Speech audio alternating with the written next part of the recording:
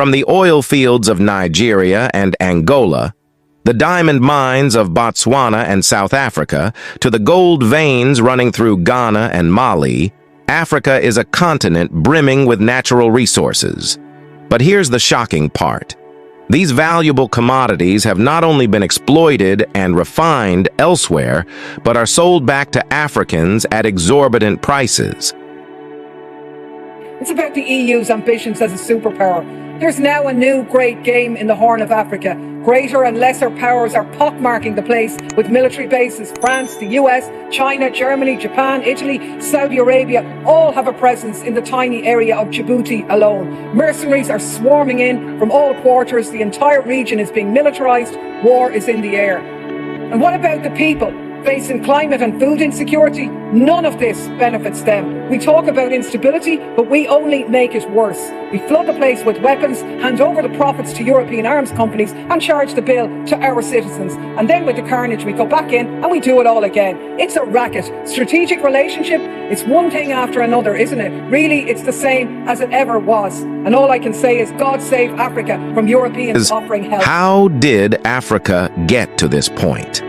Why, despite such wealth, do so many African countries remain impoverished? In 1884-1885, leaders from Britain, France, Germany, Belgium, Portugal, Italy, and United States met at the Berlin Conference, hosted by German Chancellor Otto von Bismarck. They decided how to divide Africa among themselves without asking any Africans. Here in the German Reich Chancellor's office, that was at the time Bismarck's office. Those powers included, but were not limited to, the USA, Great Britain, France, Portugal, and Spain. They discussed who was going to be allowed by the other powers to take different parts of Africa. Now, nobody from Africa was invited to this conference. The people of Africa had no say over what was going to happen. And the end result, of course, is that the European powers divided Africa. But technically speaking, the agreement that was made was each country would have sole rights to try and grab different parts of the continent. That is to say, if Germany were to try and grab this part of Africa, Britain, Spain, Portugal, they wouldn't They drew borders that ignored the existing ethnic, cultural, and political boundaries, setting the stage for the scramble for Africa. The greed was reflected in the attitude of King Leopold of Belgium, who personally claimed the Congo. Leopold personally controlled the Congo Free State, an area roughly 76 times the size of Belgium in Central Africa. From 1885 to 1908, millions of Congolese people were forced into labor to extract rubber and ivory. The raw materials were shipped to Europe, processed and sold for immense profits, while the Congolese people suffered brutal conditions, and genocide estimated at least 10 million Africans. From this moment on, Africa's rich resources became targets for relentless exploitation. There's something else they did during the Berlin Conference. Because remember, after they had traveled around the continent, found some of the most powerful kingdoms with well-established educational and religious systems. I mean, the African people are just resilient. When you get to know the Africans, you understand the African spirit. And they knew that if they continued the same way they were going, they would never defeat the Africans. So they set in place a system of colonization, making the Africans believe that everything that was African was bad and everything that was European, particularly British and English, was better. So the seed of divide and conquer was also sown during the Berlin Conference. And they knew, just give it a generation or less, these people, not only are they going to be so divided, because they chopped us up into these small economies that really could never survive on their own. You take a country like Equatorial Guinea, Central African Republic, Malawi, Rwanda, Burundi, they're economies that even if they struggle and begin to do better on their own, if the master decides you're becoming too smart, they're very easy to destabilize. Wow. And that's exactly what has been going on in our Africa. So Berlin Conference, people don't realize it was designed to see to it that the Africans are forever defeated. So for those who turn around and say, but Ambassador, don't talk about the Berlin Conference, it was a long time ago. And I would say, as long as we have a country called Malawi, a country called Zimbabwe, a country called Central African Republic, all the African countries really for that matter, Berlin Conference is alive and well. Because that which they set out to do 123, 24 years ago, is still in place. nothing has changed. So how can they say Berlin Conference is a thing of history? Don't talk about it. No. What's really sad and what should disgust the world is to say this policy was put in place 123 years ago and it is still. Today, the story remains disturbingly similar. Multinational corporations continue to take Africa's wealth, leaving little behind for the continent's people. For example, the Democratic Republic of the Congo is one of the world's largest producers of cobalt, a critical component in electronics, batteries found in smartphones and electric vehicles. Yet the profits from this vital resource rarely benefit the Congolese people. In Nigeria, crude oil is exported in massive quantities. The country is one of the largest oil producers in Africa, but it lacks the refining capacity to meet its own fuel needs. Consequently, Nigeria imports refined petroleum products at high costs. This practice has been ongoing since the 1970s, draining the country's wealth. This situation begs the question, how can a country so rich in resources struggle with energy poverty? Ghana, one of the world's leading cocoa producers, faces a similar plight. Raw cocoa beans are exported to Europe and North America, where they are turned into chocolate and sold at a premium. Meanwhile, Ghanaian farmers see only a fraction of the profits. How can it be that those who toil the hardest earn the least? Even the smallest items aren't spared. Africa imports products like tomato paste and textiles, despite having the raw materials needed to produce these goods locally. This dependence on imports stifles local industries and economies. Why does this cycle persist? One significant factor is the role of African governments. Corruption and mismanagement have often led to deals that favor foreign interests. Some African leaders have been accused of prioritizing their personal gain over their country's development. Take Mobutu Sese Seko, for instance. His regime in the DRC was notorious for diverting revenues from the country's vast diamond mines into private accounts, leaving the nation impoverished despite its wealth. What of Nigeria during the 1990s, where a dark shadow...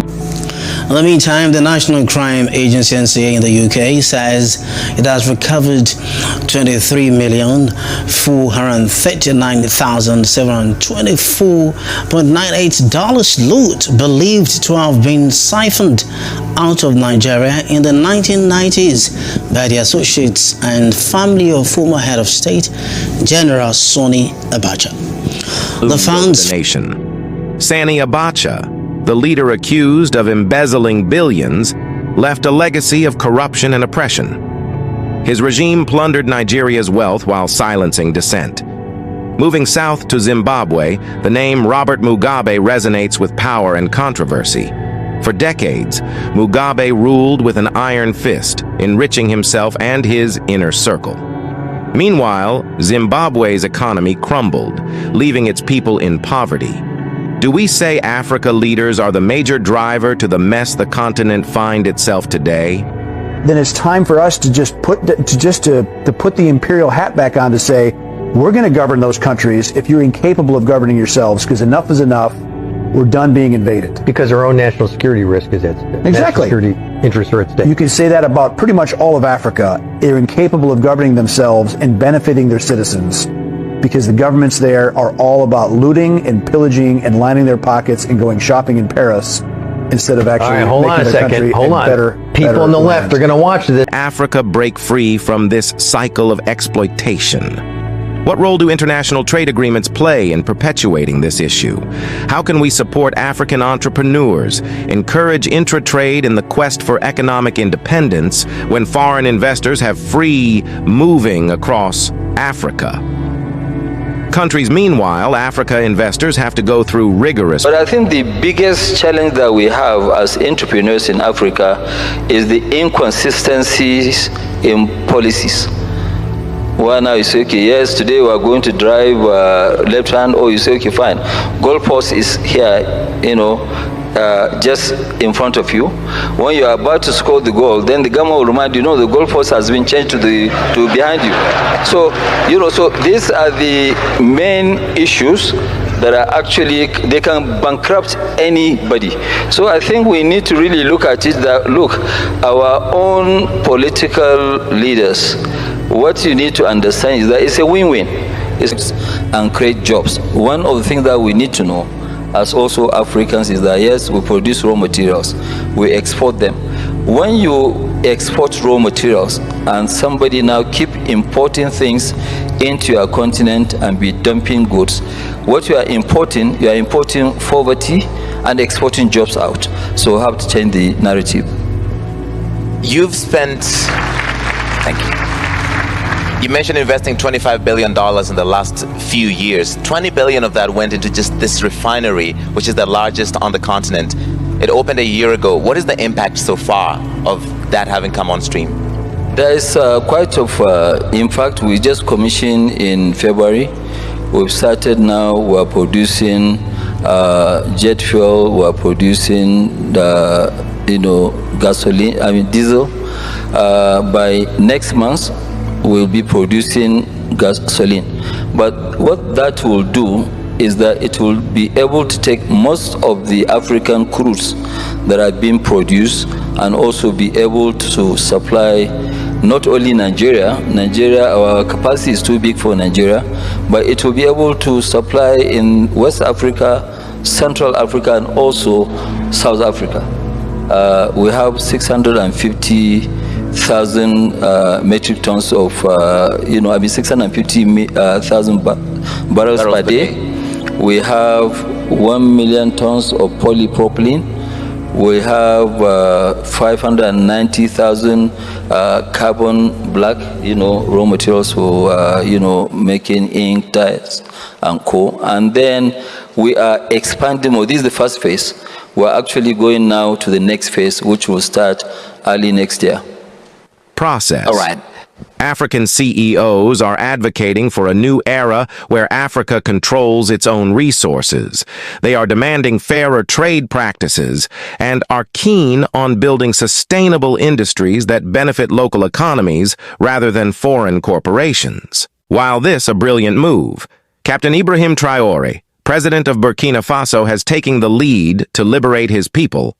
Even instead of seeking World Bank loan like others, he decided to reduce his ministers' and politicians' salaries by 30%, increases workers' salaries by 50%, and refuses to accept a president's salary and maintains his military captain's salary. He focused on his country's internal affairs. Meanwhile, Kenya faces significant security challenges, including terrorism, inter-communal violence, and political instability. Yet President Ruto's focus appears to be on international engagements rather than addressing domestic issues. This has sparked criticism and raised questions about his priorities. Can a leader neglect his own people's safety while running after international acclaim? How can Kenya contribute to global security when its own house is not in order? Follow up to my president, Dr. Ruto. You said that Kenya is committed, and in your Carter speech in Atlanta, you said it's based on humanitarianism, helping Haiti out. But can you explain the geopolitical goal, 12,000 kilometers away from Nairobi, when schools in the counties of Baringo, West Pokot, and Turkana have not yet opened because of the banditry problem, yet you are committing our national police force to Haiti, and where is the priority, this being one of your major manifesto pillars, talking about security, and to the extent that even the Defense Cabinet Secretary talked about the deployment of, if need be, the Kenyan military or the special personnel to make sure that schools are open, children go to school in areas that are bandit-prone in Kenya. Why are you committing to Haiti when we have a problem back home? Is it an irony that you are putting the fire in the faraway neighbor's home when when our own home is on fire? Thank you very much. If you are still not following us, you are probably never going to see us again. But if you are, congrats. You are on a journey of discovery as we unlock the mysteries of the past.